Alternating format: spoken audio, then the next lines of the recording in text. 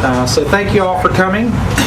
You'll have to bear with me. I'm getting over some severe bronchitis, so it's a little difficult for me to speak very clearly. I'm Michael Martinez. I used to write extensively about Tolkien and Middle-earth for a website called Suite 101.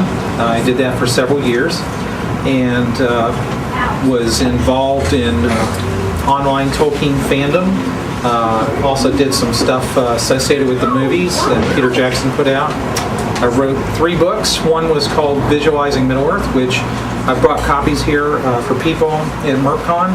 If you would like me to sign it, I ask that you give Hawk a donation to help underwrite the costs of the conference. I guess my most popular book is an e-book called Parma and Dorian, Essays on Middle-earth. And it was actually the first collection of essays that I wrote and published about Tolkien. There have been over 1 million downloads. I don't know exactly how many. People have stopped counting through the years, but it's probably what most people who have heard of me have read, or are more likely to have read. And my last book was called Understanding Middle-earth, Essays on Middle-earth. It's not to be confused with another Understanding Middle-earth, Tolkien Sanctifying Myth. So Hawk asked me to come out here and talk a little bit. We talked very briefly not too long ago, and I came away with the impression that he wanted me to say something about hobbits and or dwarves. So while recuperating from bronchitis, I decided to investigate or explore some characteristics of Tolkien's dwarves that only get occasional mention. He compared them to the Hebrews, and when he made that comparison, he was thinking of the Hebrews of history, not necessarily today's Jewish community. He didn't distinguish between them, but he was thinking more in terms of the diaspora that the Hebrews went through 1 or 2 or 3 times during their history. And he compared the dwarven wanderings across Middle-earth to that. So what I wanted to start out with was there are 3 groups or races that Tolkien could have used as sources for inspiration for his wandering folk tales. The first one, of course, is the Hebrews. The second one are the Goths. The Goths were driven out of their lands in the 4th century by the Huns. Some Goths did stay behind and take service with the Huns. Other Goths moved into the Roman Empire and spent a couple of generations trying to work out something with the Romans before they were either killed off or enslaved or driven out of the empire. A third group of people, if I recall correctly, are believed to have left India sometime around 1000 AD, maybe 1100 AD. And they've scattered throughout the world, but they're most closely associated with Europe now. They call themselves Romani or Romani, and we know them as gypsies. And they have never been able to find a national homeland. They've been subjected to persecution. They've been treated as outcasts by most societies.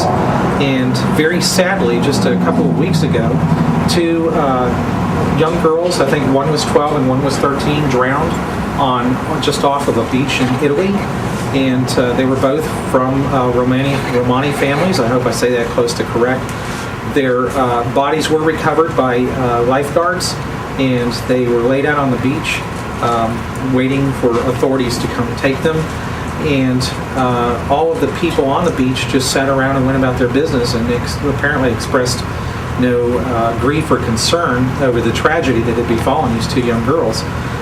It was a scandal in Italy. Even the Pope said something to reprimand people about their apparent apathy towards the death of those 2 girls.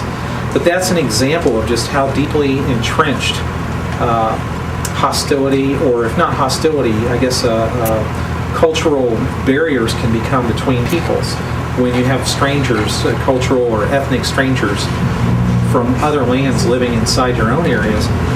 People do tend to set up different standards. And Tolkien was very much aware of this, very conscious of it. He did actually project this kind of cultural disparity into several aspects of his stories. There are a number of wandering peoples, wandering folks who were driven out of their homes, One example would be the men of Brethel in the first age, the folk of Haleth. They were the second house of the Edain to enter Beleriand.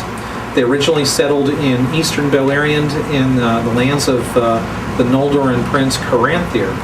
And they lived there for a couple of generations, and then orcs came down and attacked them and killed off most of the people. And the survivors decided that they didn't want to stay there. They gathered together, they crossed over the river Gelion, and went to settle briefly with other men, but they didn't find a home there. So they wandered around through dangerous lands and eventually ended up on the far side of the kingdom of Doriath, which was King Thingol's realm. And they took possession of a forest there that technically was under Thingol's authority, but he wasn't really possessing it. And according to the Silmarillion, when they settled there, he was a little offended. So his nephew, Finrod, King Finrod of Nargothrond, negotiated an arrangement which worked out pretty much for Thingol's benefit, but they didn't receive a warm welcome, let's just say that. So there were outcasts that actually came from that community. And those outcasts some of them ended up becoming outlaws who served in the outlaw band that Turin, son of Hurin, took leadership of. So Tolkien just has these wanderings going on, and they just keep repeating over and over again. It wasn't just the dwarves who were driven from their homes, but the dwarves started out as wanderers. If you're familiar with the myth that Tolkien wrote for the creation of the dwarves, supposedly the smith of the Valar, Alwe, was impatient for the arrival of the children of God to wake up on earth, so he created his own children, the dwarves. And when God confronted him over what he did, he offered to destroy them and just back off from what he was doing. Because he was willing to make that sacrifice, God said, well, I'll adopt your children, but they won't wake up before my children, but I'll let them flourish for a while. And so Alwe took the dwarves. There were 6 pairs, male and female, and 1 extra male, and he laid them in separate caves, and they all woke up, and he eventually, according to unpublished texts that were published in, I'm going to say the last volume of the History of Middle-earth, don't hold me to that. At any rate, somewhere along the way, Christopher Tolkien revealed that the dwarves all eventually came together at Mount Gundabad, which, if you've read The Hobbit, you're familiar that the goblins had control of Mount Gundabad at the end of the Third Age, and there was a lot of enmity and strife between hobbits and dwarves, and that was one of the reasons why, supposedly. So the dwarves wandered, got together, flourished, increased their numbers, and then went off and settled cities back where their ancestors had woken up. There were 2 cities in the Blue Mountains on the edge of Beleriand that they founded, and those were Nogrod and Belegost, both of which were destroyed or damaged in the various wars and aftermath of Beleriand. It's not clear from Tolkien's writings how many of those dwarves actually left the Blue Mountains. There were always some dwarves who stayed there. I had the impression that because of the war with the elves that they fought over cursed treasure, the dwarves of Nogrod were almost wiped out, whereas the dwarves of Belegost probably composed most of the dwarves who eventually migrated to Moria and joined Durin's folk there. So another wandering folk tradition that you find in Tolkien is the tradition about the wandering companies of elves. And these started out as, well, I guess the first group would have been the Eldar themselves, the original 3 groups of elves who agreed to undertake the great journey and go west and migrate over the sea to live with the Valar. And not all of them finished that trip. Some of them turned off here, and some of them turned off there, and nobody quite knew what to make of them. Some of them eventually found their way into Beleriand. They were called, they came from the group called the Nandor, and they became the Green Elves of Osiriant. And one of the interesting things I think about the green elves of Osirian is that they tend to be the archetype that most people, particularly in the role-playing community, associate with all of Tolkien's elves. Tolkien described different cultural priorities for each elven group. Some of them were ship makers, some of them were miners and technologists, and some of them were very holistic. They were very natural. They didn't want to kill animals and things like that, and they tried not to damage trees too much. Those were the green elves of Osirian. So it was a very small group of elves who were basically very nature-potent elves, and somehow, through the years, many Tolkien fans have come to the conclusion that all of Tolkien's elves lived with nature in harmony the way that the green elves did, and that's not really true. Most of the elves would cut down trees, so cut down their fair share of trees. They hunted. They are very little like the supposed nature harmony elves that a lot of people really just envision there. So I'm not really sure how that metamorphosis occurred, but you even find a big indication of this in Peter Jackson's movies. He honored that Fanish perception. Most of the elves that you meet in the Lord of the Rings movies are pretty much living in harmony with nature. They don't like to really kill things if they don't have to, and they have a lot of respect for trees. The natural world, they're not really considered to be industrialized or technologists. And we had an interesting conversation a little bit earlier. It couldn't go very far, but somebody asked as we were starting up a role-playing session here, what does an elf do for, say, 500 years if he comes into a role-playing game as a level 3 character, which, if you're not familiar with role-playing games, that's someone who doesn't have very much skill. And I was thinking about that on the way out here the other day. It occurred to me that Tolkien never really did industrialize his elves. He called the Noldor and technologists, but he didn't call them industrialists. And a lot of people know that Tolkien was not very fond of industrialization. He felt that it not only harmed the landscape, it stripped the individual of their individuality. So imagine you're a Noldoran smith, and you're making your living off of mass-producing, say, cups. Okay, you are the chief glass maker in a Noldoran kingdom, and you've made thousands of these glasses.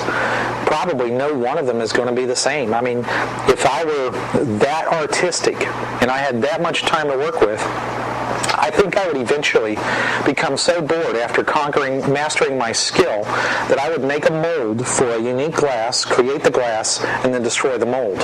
Because you've got all the time in the world, and you've got a little bit of magic to help you. So just imagine, here you are traveling through a Noldoran kingdom, you come to a glassworks shop, and you find that this guy has made all these glasses and plates and things out of glass. Would you really want to see manufactured, mass-produced, machine-stamped out dinnerware, or would you expect to see artistic pieces, each one of them unique?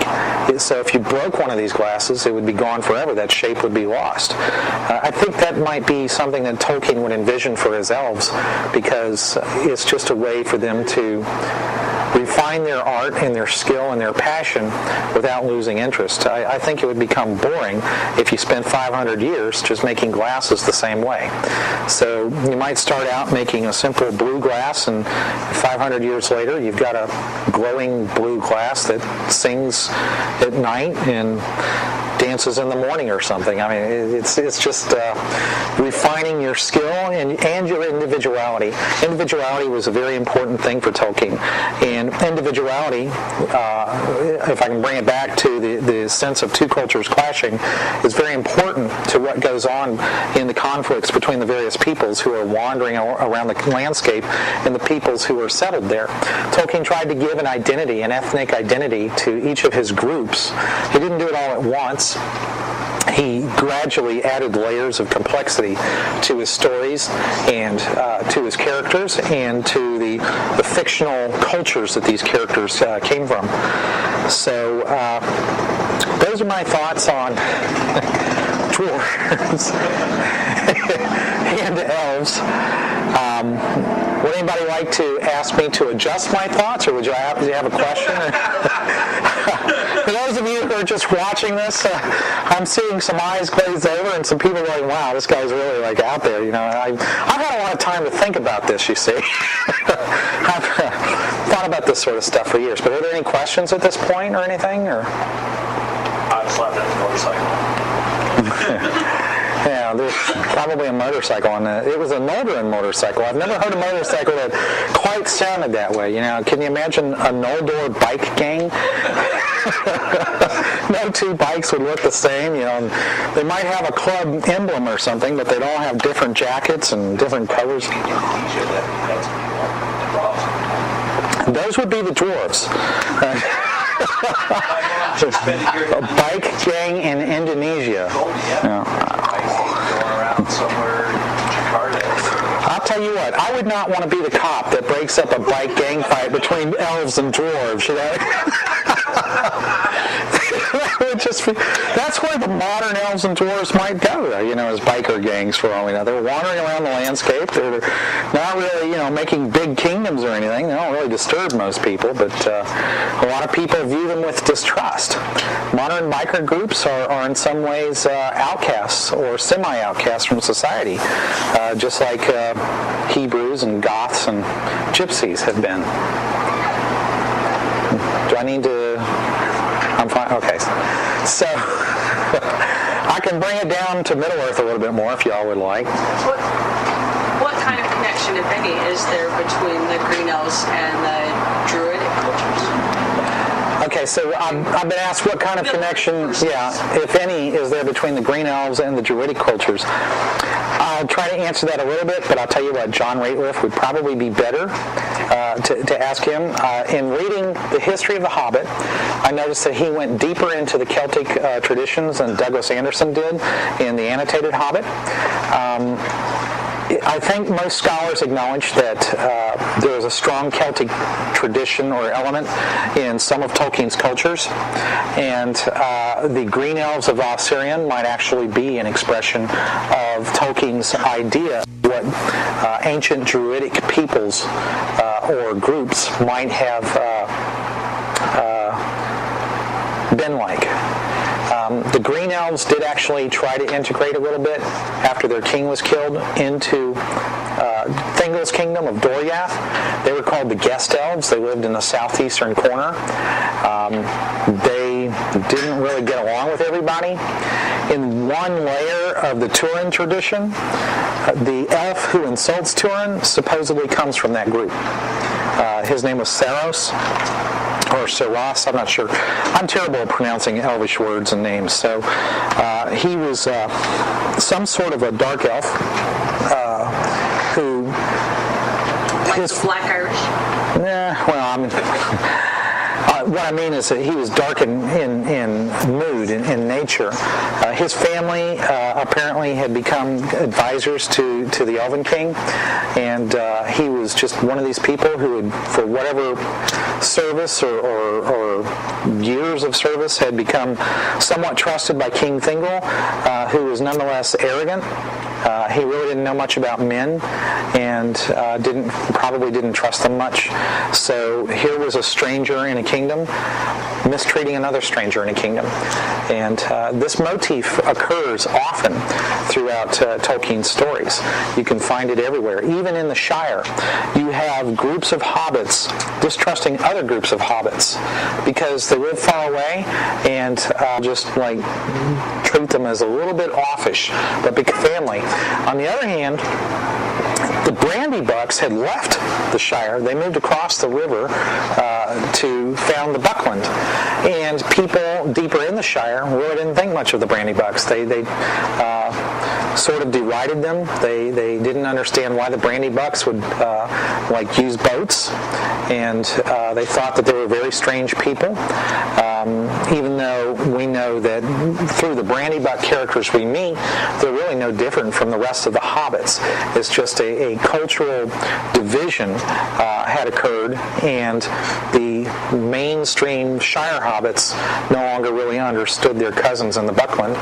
This is another thing that Tolkien does in his stories, is he starts out with a core group and then he breaks it up, and he follows the evolutionary paths that these core groups take.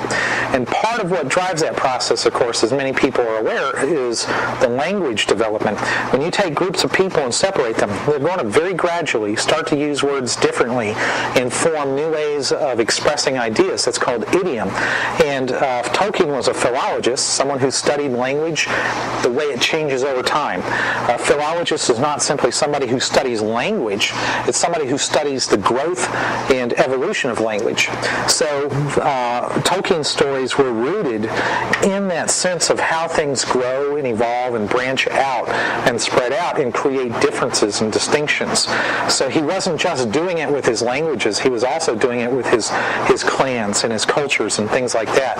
And it's very closely tied. In one of his letters, he complained that a lot of artificial languages like Esperanto, which was popular about 100 years ago, aren't really living languages. Even though people were trying to speak them, they weren't trying to live through those languages. Whereas a language like English, now there are jargon words that you only hear in certain contexts. I would say 150 years ago, you could go to different parts of the United States, and people would talk very differently. They had different ways of talking about the same things, and it was very close to a real dialectal difference. I think linguists disagree over how much of growth we had in terms of establishing real dialects. I know that they trace most of these regional accents and idioms back to regional differences in England. But what we've done through technology is we've learned to communicate with each other over radio, television, and now the internet. And there's been this smoothing process in terms of how everybody uses the base language. So we've brought it back together. But because there are 300 million people in this country, we have areas of specialization. So where we're getting our new dialects from is not from regions where people live, but from professions in which people work, where they develop very intricate vocabularies that are very unique and very specialized.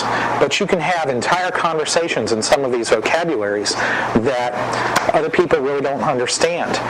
We do have one tradition, I think it's only native to North America, I could be wrong, where carnies, carnival workers, have their own language that they developed among themselves. I've met some of these carnies, and I've listened to them speak this language. I couldn't begin to speak it, but it sounds very bizarre to the untutored ear. It's like is-biz, kiss, kish, you know, they could be saying something like, this guy is a real jerk, you know, let's rip him off. Or they could say, I really like this person, let's give him a nice prize. They can arrange to move things around without telling people that they're doing things.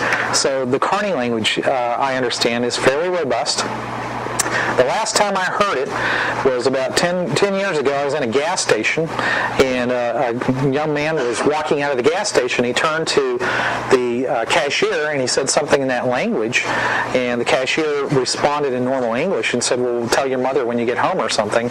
And the young man left, so I turned to the man. I said, was he speaking in Carney? And he goes, yeah, do you know the language? I said, no, I heard it spoken 20 years ago, and that sounded very much like it. And he said, yeah, it's sort of dying out now, but his family is trying to keep it going. That family was no longer involved in the carnivals. So our carnival workers...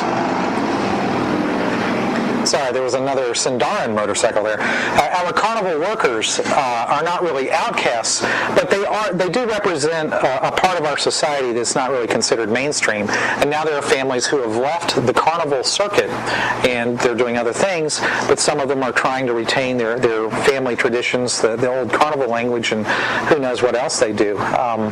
They're actually, some of those families are very wealthy. They own a lot of land and a lot of equipment, and they're very respectable people. So that that theme of outcasts wandering across the country, or not just outcasts, but nomads who really don't know where they're going or don't want to settle down, is something that Tolkien really adopted strongly throughout his traditions because he saw it throughout life. Chris, you got a question? What's your take on comparing Tolkien's elven cultures to human cultures? What's my take on comparing Tolkien's elven cultures to real human cultures? Or I know there's a big I don't know how to put it. I know that some critics have claimed that Tolkien created a world that's supposed to be an allegory to a real world, but denied that claim. Yet he represents all these different cultures from human history, and I'm curious what your take is on the elven culture in particular, right? Even though I know this isn't really an elven discussion, but okay, so the question is grounded in some criticisms that have been leveled at Tolkien. Some people have said that he created an allegory, and Tolkien said he did not create an allegory, but yet he introduced all of these parallels in the way his cultures progressed. And I would say that there are two reasons why he did that. First, in order to be relevant to your audience, you have to tell a story that your audience can relate to. And those of us who love history and invest our time in learning about history see these trends in populations. So Tolkien also saw those trends in populations, and he simply used that process to make his story seem familiar. The other thing is that he wasn't making an allegory, he was making a heroic fantasy. So he was trying to recreate the epic sense that you get from very old stories. There's a tradition going back to Gilgamesh up through the heroic poems that Homer and his contemporaries wrote, passing through Roman poets who also wrote epic literature, up into Middle English poets and French medieval poets.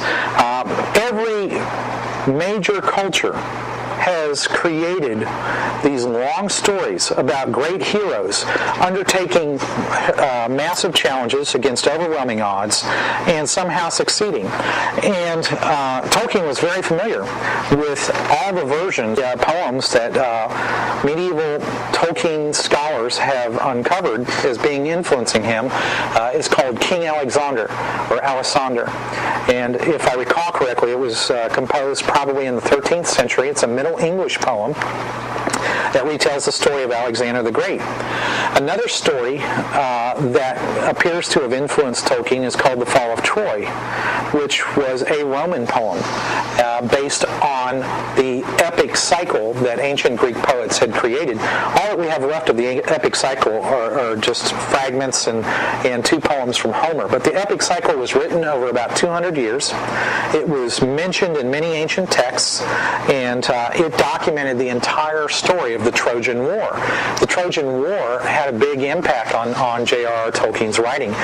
He not only introduced elements of the Trojan War into his first age stories with the fall of Gondolin, but also there are echoes of it in the siege of Minas Tirith, because all these armies are brought together to destroy Minas Tirith, which is a very powerful, wealthy city that rests on a hill or a mountainside, and it's considered to be impregnable. And the only thing that Tolkien did there that was really different was that he had the Trojans win that time. So this theme of reusing old elements from older tales and other cultures that has gone on through human history was a very strong influence on Tolkien's writing. He was very experimental, and he would start a story and take it so far, and then he would stop and he would retell the story. And he might change the characters, he might change the landscapes, he might change the settings. I've learned a lot Not that I'm trying to be obsequious to John Rateliff, but I've learned a lot from what I've read of his book. His research is very thorough and in-depth. He has proposed some ideas about how closely connected The Hobbit really was to Tolkien's Silmarillion mythology. Until the history of The Hobbit was published, there wasn't that much evidence in the published world to show a close connection. It's going to take me at least a year to really formulate my thoughts, but one of my early thoughts is that The Hobbit may have been one of Tolkien's experiments at taking his adult, mature, elvish mythology and simply recasting a lot of it into a children's story, and taking the elves and making them a background factor and making the Hobbit the foreground factor. So what I'm trying to say is that I think Tolkien was trying to retell a story that he had shaped over the course of about 15 years in a way that his children could enjoy it and see some of the stuff that he was trying to do without getting all caught up in all the adult meticulous details that the kids are not yet ready to enjoy and appreciate fully. So people are going to try to figure out how the landscapes that Tolkien developed for The Hobbit are geographically related to the landscapes that Tolkien created for his elvish stories. And what it looks to me like on first pass is that Tolkien may actually simply have taken the elvish landscape and reshaped it, renamed it, and given it different populations. And the Hobbit's lands are an alternate version of the Silmarillion's lands. So it wasn't until J.R.R. Tolkien wrote The Lord of the Rings that he had to create a broader landscape and give each of these earlier landscapes their own identity that worked together. He actually developed other geographical features for The Lord of the Rings that had not been hinted at in the earlier stories. So that's just one way of how Tolkien, in his own personal writing, mirrored the progression that he was trying to be a part of, where ancient writers and less ancient writers and medieval writers were reinventing the same landscapes, the same characters, the same stories. They were telling new legends that were really old legends, and in a way Tolkien was trying to do the same thing, more at a level where a philologist can see it better than the rest of us. But he experimented so often, he ended up with so much material that he could just reuse stuff endlessly. So that really gets away from the concept of dwarves, I realize, but that was actually a very interesting question. Thank you. It was actually kind of confusing to me trying to get that across. And now that I've thought about it a little bit more, I guess what my question is do you think in Tolkien's mind that he ever saw elves as being humans? Yes. Very He said so. In at least one of his letters, he viewed them as sort of pre-fall humans who had a separate fall. That's a very spiritual question, but he basically admitted that they were biologically human, but spiritually he also saw them as human, but in a different spiritual state from the Catholic point of view, from humanity that lives here today. So they're an expression of Tolkien's ideal of what humans might have become had they not sacrificed through sin some of the gifts that God had given them. That's perhaps presumptuous on my part, but that's the way I see it. So if you're comparing it to Catholic theology, does that mean that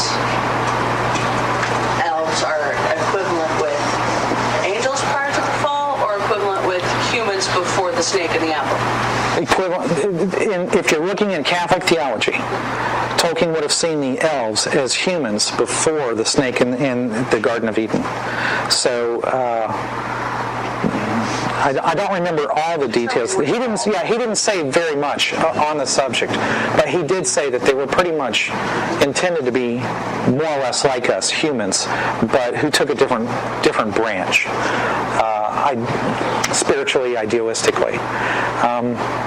These questions questions are kind of hard to answer, though, because of an issue about what is considered canonical. I never say that word right, but what is the authoritative vision that Tolkien was publishing? And nobody can answer the question because he kept reinventing things, not only through unpublished works, but also through published works. He revised the published books, and he brought out new books that disagreed with the older books, and then his son Christopher brought out all this stuff. And there's a word that modern scholars, Tolkien scholars, have taken from Tolkien's letters that they're applying in a somewhat different way from what Tolkien does, and that word is called legendarium. In other words, Tolkien referred to a legendarium when he was talking to people about these ideas that he was trying to find a final form for. And modern scholars have to deal with all the complexities and all the differences between the various layers and things like that. So when you read Tolkien literature today and you see people talking about the legendarium, they're talking about everything, all the different layers, all the different experimental paths, and all the contradictions all taken together. Whereas in Tolkien's mind, when you look at his letters and just forget what the rest of us have said, it's a much simpler context. And Christopher Tolkien tried to explain this in one of his books. His father had a vision of what the whole set of stories should be. And that vision did grow as he added new things. So when the Hobbits came along and Middle-earth formed, that was different from the earlier version of the Legendarium. But Tolkien was never able to really put it all down the way he wanted to share it. So it seems completely in keeping with his philology background and the evolution of things and that literary palimpsest. That is, yeah. 90% of writing is rewriting. I think Tolkien was very comfortable with the idea of constantly evolving, but he also just wanted to tell a really great story that people would appreciate. And he could just never get it right enough. He always wanted to fix it. So when here we are years later trying to talk about J.R.R. Tolkien and Middle-earth, you've got one person over here talking about this vision of Middle-earth and another person over here talking about this vision of Middle-earth. They're not the same visions. Okay, and they're not Tolkien's visions, they're our visions. We can't... Well, I'm hoping Ghost Hunters will bring up Tolkien's spirit and get some questions answered, because John didn't answer all the questions that I was hoping he was able to answer in his research. There are some things we'll just never really know. So, are there any other questions?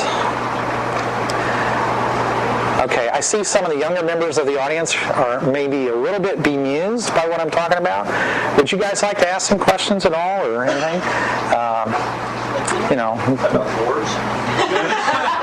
This was supposed to be about dwarves, but it evolved. You got a question? Because I haven't studied a lot of history about Middle-earth, I haven't read the Silmarillion. I listened to the audio recording in 5 minutes, I turned it off. Actually, I have to admit, but So the Silmarillion overwhelmed you quickly? yeah, I started getting some radio and some of those anyway. But again, it was a couple years ago. Anyway, about dwarves, I only caught a little bit about the dwarves' creation. In a way, so what were the dwarves compared to basically the same question we did about how are dwarves related to humans? Is there any relation truly between? Yes, dwarves are based on humans, okay? There's not that close a connection between the dwarves and the Hebrew culture in that respect, but the dwarves represent what's called an archetype, a kind of human grouping of professions. They were tradesmen, and they were craftsmen, and they were warriors. And these are all what we would call aggressive people, okay? Tradesmen, merchants, they wanted to accumulate wealth. They want to become leaders of society, and they want to have the power, the individual power, to decide for themselves what they're going to do. And in the creation myth of the dwarves, one of the strengths that Ale gave them was what Tolkien called an indomitable will.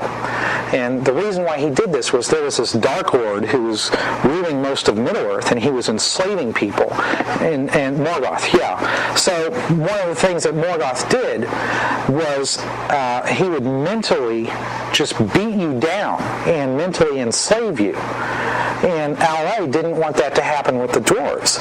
So the dwarves became very stubborn, and that stubbornness helped them withstand the evil domination. But when that opposing force was removed and Morgoth was defeated, the dwarves were still stubborn. So that stubbornness evolved into, different things. So does that imply that the dwarves would be the mafia of Middle-earth? No, I wouldn't call the dwarves the mafia of Middle-earth. A biker gang might be a little more appropriate. I mean, they were proud. They were somewhat arrogant. They stood off. At least one group of them stopped sharing their language with non-dwarves. There were things about the dwarven culture that were in some ways like the carnival culture. They were very secretive, but they also interacted with people. They would travel if they needed to. They engaged in commerce, did business with people, but they were very skilled at what they did, and other people couldn't really do that. Of course, they were not entertainers, which is what carnies do. They're entertainers. But the dwarves had this insular cultural identity that hardened over time, and they never lost those native strengths that they were given, but the purpose for those native strengths wasn't always needed, or it wasn't always there. There were times of lengthy times of relative peace where there were no Dark Lords trying to dominate everybody's wills, so who did the dwarves have to argue with except men and elves? And of course most people focus on the elvish arguments because Tolkien wrote more stories about conflict between elves and dwarves than between conflicts between men and dwarves. But the point is that the dwarves were basically built for conflict. And so they were very aggressive people, and they needed to be treated with respect. So when other cultures did not treat them with respect, they stood up to those cultures and pushed back. And that's what helped create some of that division there. So, and I can speak from a personal level. I can tell you that's not productive. But the dwarves were very good at getting along with people as long as they were respected. And when they weren't respected, I think that's when problems developed. That's a good question now. Yeah, you got another? Another question. How did Tolkien, I know there was part of the evolution of stories, where did Tolkien get the idea of the Hobbit? Hobbits, just the race, the very being of the Hobbit.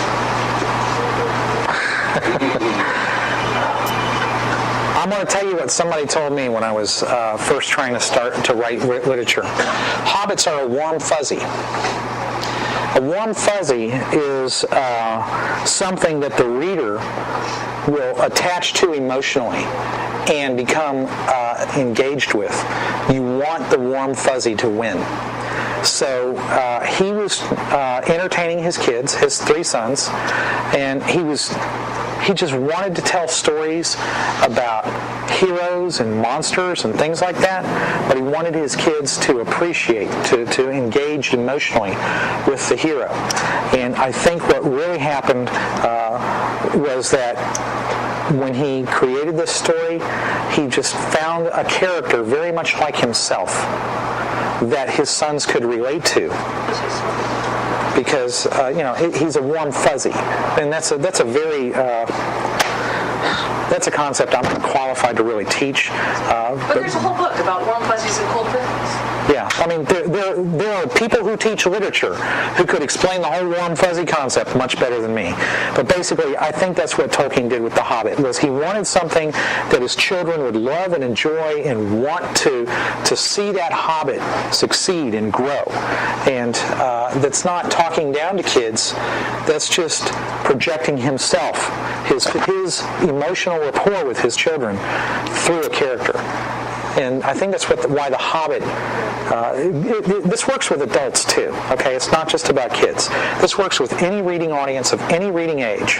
When you find a character in the story that you just don't want to put the book down and you want to know what happens to that character, you've got what's called an emotional rapport or a connection with that character.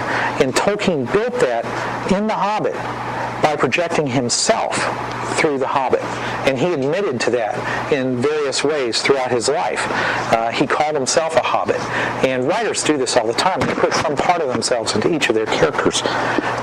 So I think that's where hobbits really came from. He just needed a way to create a character that his children would love and identify with him in a way without making it think it was him. Do you believe that the reason The Hobbit was small was to show something small can still fight something, defeat something great and be big?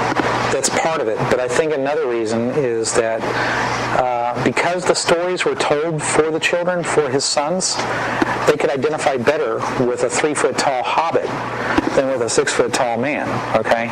You know, Hawk's a huge guy, and if somebody were to write a story about Hawk doing all the things that he might be physically capable of doing, I'm not sure that I would, really want to emulate Hawk because he's like 6 feet taller than me.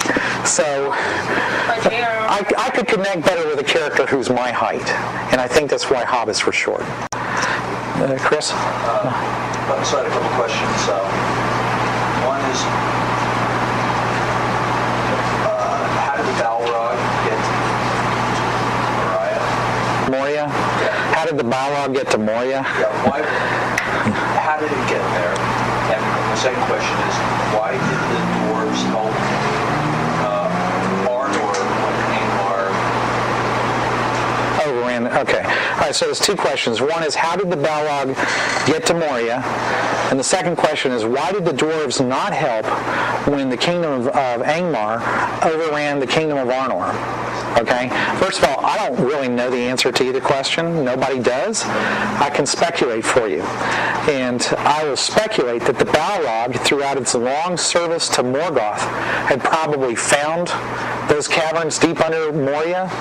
And when it saw that the battle was lost in the first age, it just took off and went into a bolt hole. And that's all it was a bolt hole. It was someplace that he knew about that hadn't been developed into a fortress for Morgoth. Tolkien never really tried to provide any complexity to the Balrogs. The closest you get to a personality for the Balrogs is with Gothmog, Lord of Balrogs, and he's about as classic a cardboard henchman as you can get in any type of literature or drama. There's just no real depth to Balrogs. As far as Arnor goes, I have done a lot of speculating in Gondor, and the men of Arnor were survivors from Numenor. So the Northern Kingdom was destroyed by the servants of Sauron, and the elves helped them. And at the very end of their struggle, they were helped possibly by some dwarves from the Blue Mountains, but the powerful dwarves of the Misty Mountains did not help them. And the only thing I can suggest is that Arnor had become it had originally divided into 3 realms. The two kingdoms closest to Khazad-dûm, to Moria, had become depopulated and overrun by evil creatures.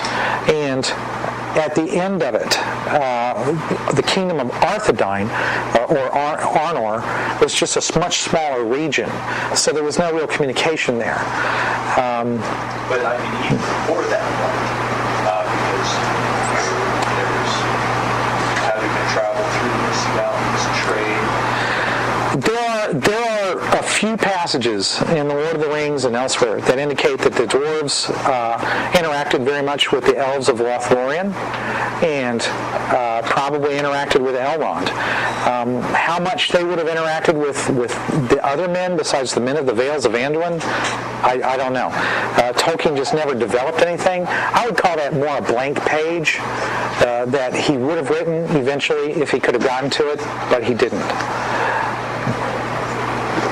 So it's a little bit after 1 o'clock. I know we got started late. Do you want me to keep going, or? Anybody have any more questions? Hey, well, okay. Thank you all for coming. Thank you for your questions, and I hope you enjoyed it. Thank you too.